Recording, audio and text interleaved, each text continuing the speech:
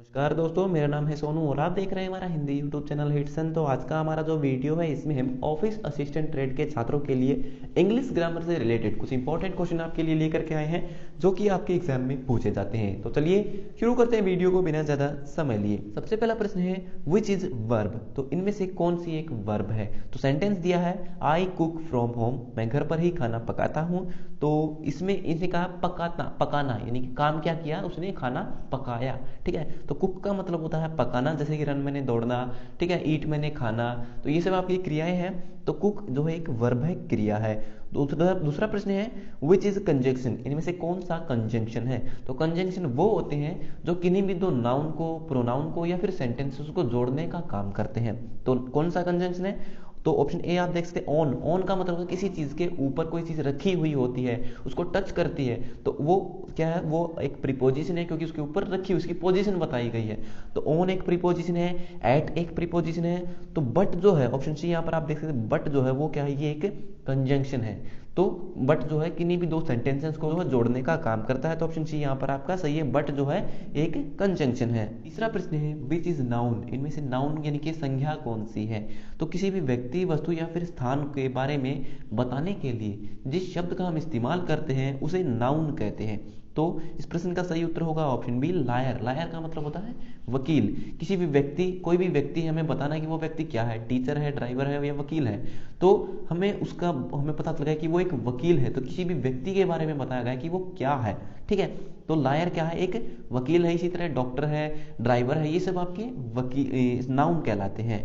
चौथा प्रश्न है विच वन इज वावल। इनमें से वावल कौन सा, तो स्वर कौन सा है। तो आप सब जानते हैं वावल जो है 5 तरह के होते हैं, ए ई आई ओ यू इंग्लिश में। ठीक है, 5 तरह के वावल होते हैं। तो ऑप्शन जो सी है यहाँ पर आपका सही है, यू जो है वो एक वावल है। इसके अलावा जे, क्यू, डब्ल्यू ये सब आपके कंजंक्शन है। पांचवा प्रश्न है which one is an exclamation mark. तो इनमें से कौन सा एक एक्सक्लेमेशन मार्क है। तो एक विस्मयादि बोधक चिन्ह कौन सा है। तो ऑप्शन जो सी है यहाँ पर आपका सही है, ये एक एक्सक्लेमेटरी मार्क है, एक्सक्लेमेशन मार्क है। ठीक है, ऑप्शन बी आप देख सकते हैं, ये क्या, ये क्वेश्चन मार्क है। ऑप्शन ए आप देख सकते हैं, ये एक क्या है, फुल स्टॉप है, या फिर इसे हम डॉट भी या फिर पीरियड भी कहते हैं। और ऑप्शन जो डी आप देख सकते हैं, ये क्या है, ये आपका एक अंडरस्कोर है। ठीक है, इसे हम अंडरस्कोर बोलते हैं। ठीक है, छठा प्रश्न है which one is question mark. इनमें से कौन सा क्वेश्चन मार्क है। तो मैंने आपको बताया था ऑप्शन जो बी है, ये आप पर आपका क्वेश्चन मार्क है। सातवां प्रश्न है what is tense on I am going to school. तो इस सेंटेंस के अंदर ये कौन सा टेंस यूज किया गया है, कौन सा काल है, कौन से टाइम बता रहा है। तो I am going to school, मैं स्कूल जा रहा हूं, यानी कि वर्तमान में मैं स्कूल पहुंचा नहीं हूं लेकिन जा रहा हूं। ठीक है, क्रिया चल रही है। तो ये कौन सा है, ये कंटिन्यूअस, प्रेजेंट कंटिन्यूअस टेंस है, यानी कि ऑप्शन ए यहां पर आपका सही है। आठवां प्रश्न है what is tense on she went to market. तो इस सेंटेंस के अंदर कौन सा टेंस यूज किया गया है। तो सी वेंट टू मार्केट, वह मार्केट गई थी।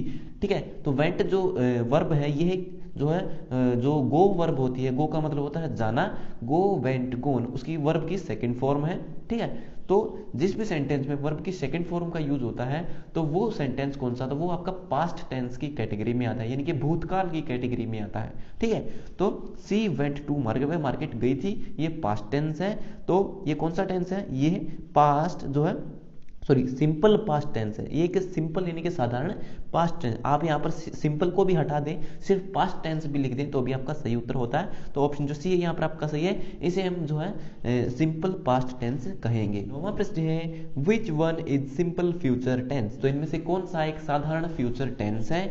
तो फ्यूचर टेंस वो होते हैं जिनमें विल शेल का यूज होता है। तो यहाँ पर आपसे सिंपल जो है सिंपल फ्यूचर टेंस के बारे में पूछा गया है। तो ऑप्शन जो ए यहाँ पर आपका सही है, he will come. Simple will का यूज होता है, ये एक सिंपल सेंटेंस है। ठीक है, कम इनके साथ में हमेशा वर्ब की फर्स्ट फॉर्म का यूज होता है। ठीक है, तो ही विल कम, वह वापस आएगा।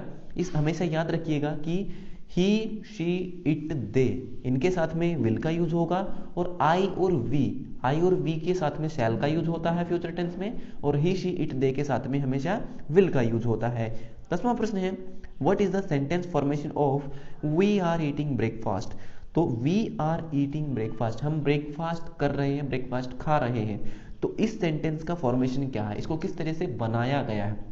तो यहां पर आप देख सकते हैं वी सबसे पहले सब्जेक्ट है, हम सब्जेक्ट है, वी आर ईटिंग, आर और ईटिंग दोनों क्या है, वर्ब है। आर जो है एक हेल्पिंग वर्ब है और ईटिंग क्या है, आपकी मेन वर्ब है। ठीक है।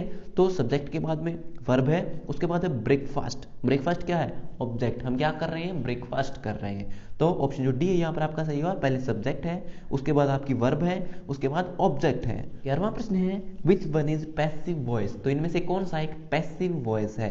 तो वॉइस आपके दो तरह के होते हैं, एक्टिव वॉइस और पैसिव वॉइस। एक्टिव वॉइस वो होते हैं जिनमें सिंपल सेंटेंस का यूज किया जाता है किसी भी बात को साधारण तरीके से बताने के लिए, और पैसिव वॉइस वो होते हैं जिनमें हम किसी भी बात को किसी दूसरे व्यक्ति के द्वारा बताते हैं कि यह काम उसके द्वारा किया गया, ठीक है। जिनमें बाई का यूज होता है वो आपके पैसिव होते हैं। तो अब सेंटेंस में देखिए कि बाई किसके अंदर आता है, तो इसका सही उत्तर है option C, her birthday was celebrated by अस।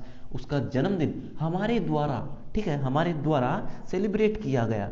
तो जिस भी सेंटेंस में बाई का यूज हो वो आपके पैसिव होंगे, जिनमें बाई का यूज न हो, सिंपल सेंटेंस हो, वो आपके एक्टिव वॉइस होंगे। 12वां प्रश्न है which one is an active voice. तो इनमें से कौन सा एक एक्टिव वॉइस है? मैंने आपको बताया एक्टिव वॉइस सिंपल सेंटेंस और पैसिव वॉइस जिनमें बाई का यूज होता है, ठीक है। तो ऑप्शन ए है Ram has scored 2 goals. Ram ने जो है 2 गोल स्कोर किए। ऑप्शन बी है the ball was caught by, by का यूज है। तो ऑप्शन ए ही यहाँ पर आपका सही है, क्योंकि बाकी जो तीनों ऑप्शन है उनमें बाई का यूज किया गया है, यानी कि किसी के द्वारा ये काम किया गया है, यह बात बताई गई है। तो ऑप्शन ए यहाँ पर आपका सही है, राम हैज स्कोर्ड 2 गोल। राम ने 2 गोल जो है स्कोर किए। तो ऑप्शन ए यहाँ पर आपका सही है। सी है एक सिंपल सेंटेंस है, जो सिंपल होते हैं वो आपके एक्टिव वॉइस होते हैं। 13वां प्रश्न है which is an similar meaning of mistake. तो इनमें से कौन सा मिस्टेक शब्द का सिमिलर है? तो मिस्टेक का मतलब क्या होता है? गलती करना। इसका समानार्थी कौन सा है? इसके जैसा शब्द कौन सा है? तो गुड सेलेक्ट एरर। तो ऑप्शन सी यहाँ पर आपका सही। एरर कब आती है? जब भी हम कोई काम करते हैं, कंप्यूटर के अंदर कोई भी प्रोग्राम करते हैं, कोई भी एप्लीकेशन चलाते हैं, कोई वेबसाइट चलाते हैं, तो एरर कब आती है? जब हमसे कोई गलती होती है, हम कोई सेंटेंस सही तरीके से नहीं लिखते हैं। तो एरर और मिस्टेक दोनों क्या है? समानार्थी है। अगला प्रश्न है which is an similar meaning of sad. तो सैड का मतलब क्या होता है? उदास होना, ठीक है। तो उदास का समानार्थी कौन सा इनमें से? Happy, unhappy. तो ऑप्शन बी यहाँ पर आपका सही। एक व्यक्ति होता है खुश और दूसरा होता है जो खुश नहीं है, यानी कि वो उदास है। अगर वो खुश नहीं है तो वो उदास है, ठीक है। तो ऑप्शन बी यहाँ पर आपका सही है। सैड का मतलब होता है अनहैप्पी, ठीक है। और ऑप्शन जो डी है इसका मतलब होता है बुरा। बैड का मतलब होता है बुरा, और अनहैप्पी का मतलब होता है उदास होना, और सैड का मतलब भी होता है उदास होना। 15वां प्रश्न है what is the similar meaning of centre. तो सेंटर का सिमिलर मीनिंग कौन? सेंटर का मतलब होता है किसी भी चीज के बीच में, जैसे कि कोई भी वृत्त है उसका जो केंद्र है वो उसका सेंटर कहलाता है, ठीक है।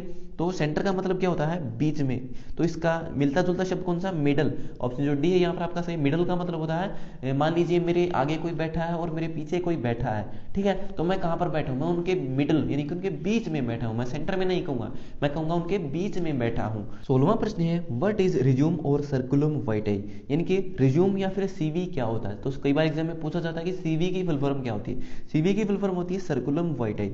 सीवी क्या होता है? सीवी भी जो है रिज्यूम की तरह ही होता है, लेकिन रिज्यूम में क्या होता है?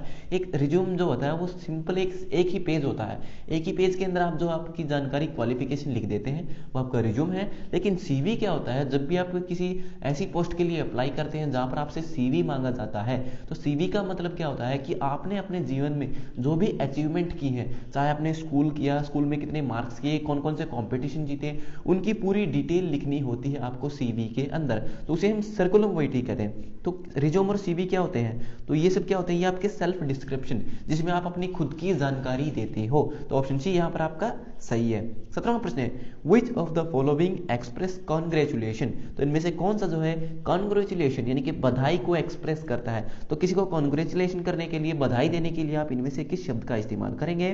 तो ऑप्शन जो ए है यहाँ पर आपका सही है, well done keep it up, ठीक है। कई बार वीडियो के डिस्क्रिप्शन में मुझे कमेंट भी देखने को मिलते हैं, बहुत सारे स्टूडेंट लिखते हैं या फिर मेरे कुछ दोस्त होते हैं वो कहते हैं कि well done keep it up, बहुत अच्छा किया, इसे ऐसे ही करते रहो। तो इस तरह से आप सामने वाले को बधाई देते हो, ठीक है। तो ऑप्शन ए यहाँ पर आपका सही है। तो ये हो गए हमारे आज के सभी प्रश्न कंप्लीट। सो वीडियो देखने के लिए धन्यवाद। अगर आपका कोई सवाल है तो आप कमेंट बॉक्स में लिख करके पूछ सकते हो।